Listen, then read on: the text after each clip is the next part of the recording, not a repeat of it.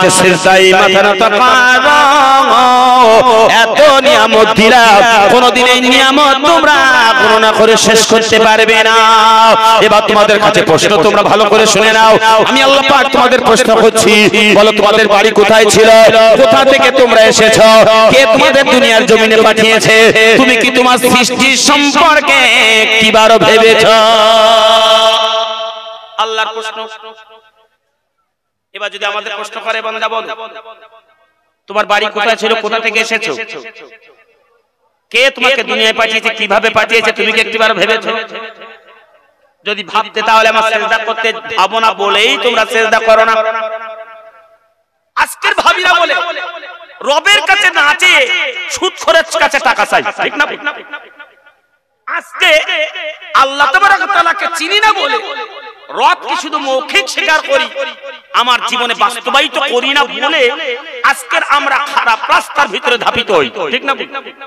মুসিবতে পড়লে আমরা দৌড়িয়ে যাই কোথায়? নেতা নেত্রী তাদের কাছে।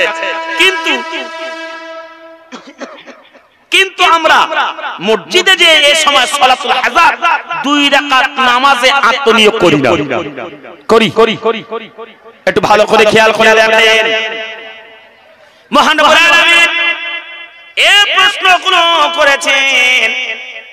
কিরকম প্রশ্ন করলেন আল্লাহ বলছেন, সূরা নাম্বার ৭৬ পারা নাম্বার ২৯ আয়াত নাম্বার ১ এবং ২, সূরার নাম আদ-দাহর।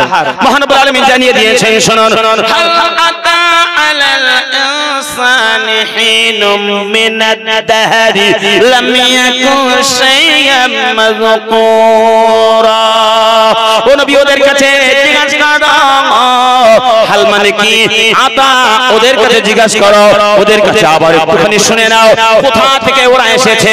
হিনুম মিনাদ-দাহরি লাম ইয়াকুন শাইয়্যাম মাযকুরা, ওদের বাড়ি কোথায় ছিল, ওদের ঠিকানা কোথায় ছিল, কোন জায়গা থেকে এসেছে, ওদের কাছে প্রশ্ন করো। আমি আল্লাহ পাক রব্বুল আলামিন সামান্য শুক্রকির থেকে আমি আল্লাহ পাক ওদেরকে সৃষ্টি করেছি। মহান রব্বুল আলামিন জানিয়ে দিলেন, ইন্না খালাকনাল ইনসানা মিন নুতফাতিন আমশাজিন নাবতালিহি ফাজআলনাহু সামিয়্যাম বাসীরা। মহান আল্লাহ পাক জানিয়ে দিয়েছেন, ও পৃথিবীর মানুষ শোনো, ইন্না খালাকনাল ইনসানা, নিশ্চয় আমি মানুষদেরকে সৃষ্টি করেছি নুতফাতিন আমশাজিন নাবতালিহি, সামান্য শুক্রকির থেকে আমি আল্লাহ পাক মানুষদেরকে সৃষ্টি করেছি। একবার জোরে জোরে বলেন সুবহানাল্লাহ। আমাদের সৃষ্টি সম্পর্কে আল্লাহ জানিয়ে দিলেন। সৃষ্টি করলাম কি করে? পুরুষের শুক্রাণু, নারীর ডিম্বাণু মিক্সড করে, আমসাজ মিক্সড করে আল্লাহ পাক রব্বুল আলামিন আমাদেরকে তৈরি করেছেন। ভাইরা আমার শুনুন, এরপর আল্লাহ পাক রব্বুল আলামিন জানিয়ে দিলেন, মিক্সড করে আমি শুধু তৈরি করি নাই, ওই মায়ের উদরের মধ্যে আমি চোখ এবং কান দিয়েছি। একটু জোরে বলবেন না সুবহানাল্লাহ। কত বড় রব! মায়ের উদরের ভিতরে চোখ এবং কান দিলেন, সুন্দর করে বডি তৈরি হলো। ও জায়গায় আল্লাহ পাক দুজন ফেরেশতা আমাদের জন্য নিয়োগ করে দিলেন। আল্লাহু আকবার। একজন ফেরেশতা উপরে উঠে আল্লাহকে বলে, রব্বুল আলামিন, তোমার এই বান্দার এখন দুটো হাত তৈরি হয়েছে। এই সময় আরেকজন যে বলে, রব্বুল আলামিন, তোমার বান্দার এবার বডি তৈরি হয়েছে। এমন করে আরেকজন ফেরেশতা যে বলে, আল্লাহ, চোখ তৈরি হয়ে গেছে, কান তৈরি হয়েছে। এমন করে আরেকজন ফেরেশতা যে বলে, আল্লাহ, পূর্ণাঙ্গ মানুষ হয়ে গেছে। এবার বলে, আল্লাহ, তার সুন্দর চোখ, কান, নাক, মুখ সব কিছু সুন্দর তৈরি হয়ে গেছে। এবার তার মধ্যে আল্লাহ পাক রূহ দিয়ে দেয়। ওখানে তার হায়াত কতটা হবে, রুজি কতটা সে পাবে, কতদিন সে দুনিয়ার জমিনে বেঁচে থাকবে, সব কিছু আল্লাহ পাক লিপিবদ্ধ করে দেয়। একবার জোরে জোরে বলেন সুবহানাল্লাহ। সব কোরআনে স্পষ্ট করে আল্লাহ তাবারক তাআলা তুলেছেন। এই হাদিসটা হলো বুখারী শরীফে সৃষ্টির অধ্যায়ের মধ্যে এসেছে। আচ্ছা, সবকিছু নির্দিষ্ট, সবকিছু কমপ্লিট করে দিলেন। এরপরে আল্লাহ পাক দুনিয়ায় পাঠিয়ে দিয়েছেন। কিছুই তো ছিল না বাবা মা, কোনো সম্পদ ছিল না, কোনো অর্থবিত্ত ছিল না, কোনো বাড়ি ছিল না। এই যে মালধন যা দিয়েছে, বলেন তো কে দিয়েছেন? কথা জোরে বলেন, কে দিয়েছে? সব দিয়েছেন আল্লাহ, ঠিক না ভুল? মহান রব্বুল আলামিন এগুলো সব আমাদেরকে দান করেছেন। চাইলে তিনি আমাদেরকে পাগল বানাতে পারতেন, চাইলে তিনি দুখানা পাও না দিলে পারতেন, চাইলে তিনি দুটো চোখ না দিলে পারতেন। রোদ দিয়ে যখন চলি আমার বাপেরা, গভীর রাত্রে যখন সফর করে বাড়িতে ফিরি, ওই সময় যখন আমি তাকিয়ে দেখি বাবা প্রচন্ড যে বৃষ্টি হয়ে গেল, দুটো তিনটে পাগল রাস্তার মধ্যে ঘোরাঘুরি করেছে। চিন্তা করছিলাম ওদের হাত আছে ভালো, ওদের পাও আছে ভালো, ওদের সবকিছু খুব ভালোই আছে, কিন্তু আল্লাহ পাক ওদের মধ্য থেকে এমন কি জিনিস নিয়ে নিল যে কারণে ওরা তাদের স্ত্রীকে চিনতে পারে না, তাদের বাড়ির অ্যাড্রেস বলতে পারে না, কোন তাদের বাড়ি কোথায় এটা জানে না। সে প্রচন্ড বৃষ্টির মধ্যে আমরা ঘরে যে বিশ্রাম করি, আমরা ঘরের মধ্যে আশ্রয় নিই, কিন্তু তাদের কোন ঘরটা নির্ণয় তারা করতে পারে না। আমি ভাবি আল্লাহ, আজকে যদি আল্লাহ তুমি আমাদেরকে এমন করতে, তাহলে কি উপায় হতো? এই কথা ভাবি আর বাপ সেজদায় মাথা নত করি। পৃথিবীর মানুষ এই কথাটাই যদি ভাবতো, তাহলে সেজদায় সে মাথা নত করতো। একটিবারও ভাবিনি বাপ, খায়া আনন্দ করে বেড়াই, আখিরাত সম্পর্কে একটিবারও চিন্তা করি নাই। মহান রব্বুল আলামিন এবার জানিয়ে দিয়েছেন, শুনেন। এইজন্য আল্লাহ পাক রব্বুল আলামিন বিস্ময় প্রকাশ করে কোরআনুল কারীমের মধ্যে জানিয়ে দিলেন। সূরা দেখে নেন বাপ আমার 2, পারা নাম্বার দেখে নেন বাপ 1, আয়াত দেখে নেন 28, সূরার নাম দেখে নেন বাকারা। মহান আল্লাহ পাক জানিয়ে দিয়েছেন, শুনুন। কাইফা তাকফুরুনা বিল্লাহি ওয়া কুনতুম আমওয়াতান ফাআহইয়াকুম সুম্মা ইউমীতুকুম সুম্মা ইউহয়িকুম সুম্মা ইলাইহি তুরজাউন। মহান আল্লাহ পাক জানিয়ে দিলেন, বড় বিস্ময় প্রকাশ করে মহান রব্বুল আলামিন বলছেন, কাইফা বলতে কেমন করে, তাকফুরুনা বিল্লাহ, তোমরা আল্লাহকে কি করে অস্বীকার করতে পারো? কুনতুম আমওয়াতান, তোমরা ছিলে মৃত, সুম্মা ইউহয়িকুম, তিনি আল্লাহ তোমাদের জীবন দিয়েছেন, সুম্মা ইউমীতুকুম, তিনি আবার তোমাদের মৃত্যু দেবে, সুম্মা ইলাইহি তুরজাউন, আর এই আল্লাহর কাছে আবার তোমাদের ফিরে যাওয়া লাগবে। গুরুত্বপূর্ণ কথা। আল্লাহ পাক বলছেন, কাইফা কেমন করে, তাকফুরুনা বিল্লাহ, কেমন করে তোমরা আমার কাছে সেজদায় মাথা নত করো না, কি করে অস্বীকার করো আমাকে? আচ্ছা বাপ, এবার বলি, টোটাল পৃথিবী এত বড়, 248টা দেশ আছে পৃথিবীতে। ভারতে শুধু আছে বাপ 142 কোটি মানুষ, চীনে আছে 140 কোটি, আমেরিকায় 35 কোটি। আচ্ছা ভাবেন না বাপ, আপনি যে জায়গায় বসে আছেন, কতটুকু জায়গা নিয়ে আপনি বসেছেন? হাফেজ সাহেব কতটুকু জায়গা নিয়ে বসে আছেন? আচ্ছা, আর্ধেক যদি মাপা হয়, তাহলে দেখা যায় 1 হাত বাই 1 হাত, খুব যদি বেশি হয়। ঠিক বলছি না ভুল বলছি? তাহলে 1 হাত বাই 1 হাত জায়গা নেই এই দুনিয়াতে বসে থাকি। আচ্ছা, 1 হাত বাই 1 হাত জায়গায় বসে আল্লাহ সেজদা করি না, এই বান্দা কিয়ামতের দিন বাঁচবে বলে মনে হয়? 1 হাত বাই 1 হাত জায়গার মাত্র মালিক বাপ 3.5 হাত খবর, এতটুকুই দুনিয়া জগতে আমরা হলাম মালিক, ঠিক না বল? এত সম্পদ, এত কিছু, কোনো কিছুই কিন্তু আমরা বাপের মালিকে নয়। মরে গেলেই যতটুকু জায়গা যেখানে আমি সারা জীবন শুয়ে থাকবো কিয়ামত পর্যন্ত, ওটাই কিন্তু আমারই মূল জায়গা। মহান রব্বুল আলামিন জানিয়েছে, বান্দা ভালো করে শোনা, কাইফা কেমন করে তাকফুরুনা বিল্লাহ, কেমন করে তোমরা আমাকে অস্বীকার করো, কি করে তোমরা আমাকে ভুলে গেলে? কতটুকু জায়গা পাওয়ার পরে আমার ইবাদতে তোমরা আত্মনিয়োগ করলে নাও, কিন্তু আমি আল্লাহ পাক রব্বুল আলামিন 7 আসমানের মালিক, 7 জমিনের মালিক, আমি মহান রব্বুল আলামিন সবকিছু আমার অর্ডার মাফিকে চলে। আমি যেটা অর্ডার করব সেই মাফিক সবকিছুই কিন্তু পৃথিবীর জমিনে হয়। একবার জোরে জোরে বলেন সুবহানাল্লাহ। আরেকটু জোরে বলেন, আরেকটু জোরে বলেন। আশ্চর্য ব্যাপার, আল্লাহ বলছেন আমি সাতটা আসমানের মালিক, সাতটি জমিনের মালিক। কোথায় আছে? কোরআনে সূরা নাম্বার 67, পারা নাম্বার 28, পারা নাম্বার 29, আয়াত নাম্বার 3, সূরার নাম মুলক। মহানবুল আলামিন জানিয়ে দিলেন আল্লাযী খালাকা সাবআ সামাওয়াতিন তিবাকা মা তারা ফি খালকির রহমান মিন তাফাউদ ফারজি'ল বাসারা হাল তারা মিন ফুতুর। ও পৃথিবীর মানুষ শোনো, মহানবুল আলামিন জানিয়ে দিয়েছেন আল্লাযী তিনি আল্লাহ খালাকা সাবআ সামাওয়াতিন তিবাকা, তিনি আল্লাহ সাতটি আসমান তৈরি করেছেন, কিন্তু তার মধ্যে কোন প্রকারে তোমরা ত্রুটি খুঁজে পাবে না।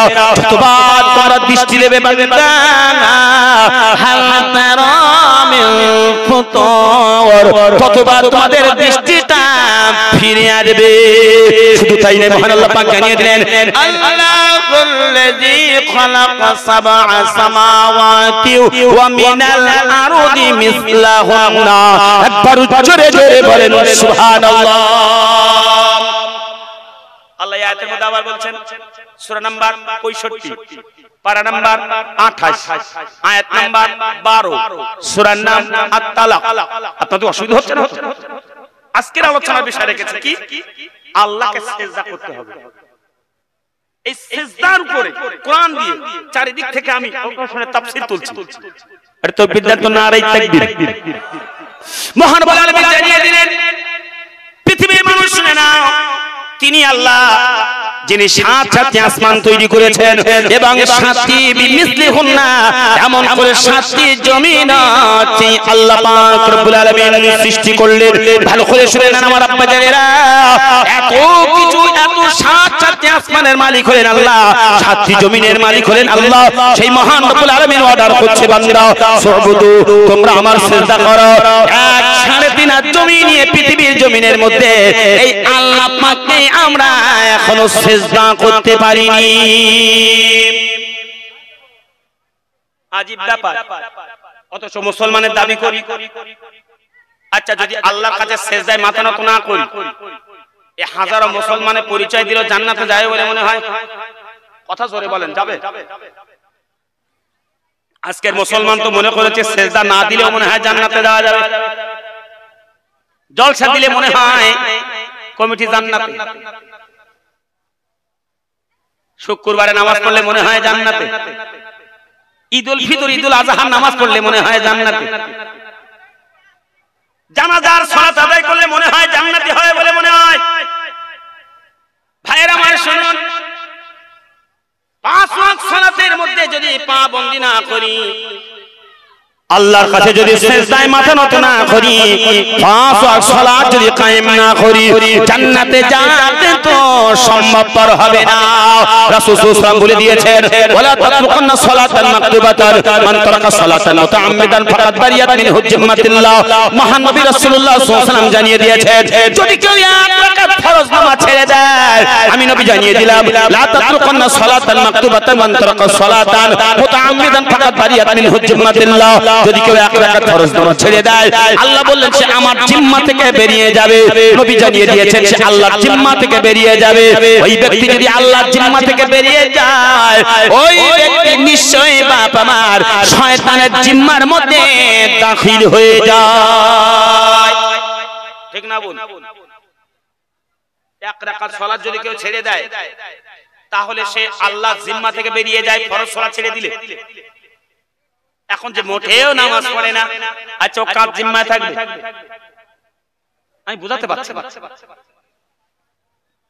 শয়তানের জিম্মায় বলে আমি জান্নাতে যাব, এতটা সুবিধা হবে না। সিজদায় রত থাকতে হবে।